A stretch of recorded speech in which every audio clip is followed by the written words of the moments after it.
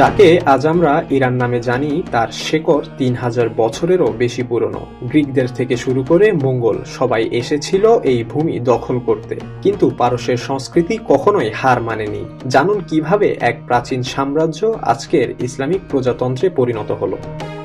এক সময়কার দাপুটে আখেমেনীয় সাম্রাজ্য, যা বিস্তৃত ছিল ভারত থেকে গ্রিস পর্যন্ত। তবে ৭ম শতাব্দীতে ইসলামের আগমন ইরানের ইতিহাসে মোড় ঘুরিয়ে দেয়। পারস্য তার ভাষা রক্ষা করলেও ধর্ম ও সংস্কৃতিতে মিশে যায় ইসলামের গৌরবময় ইতিহাস।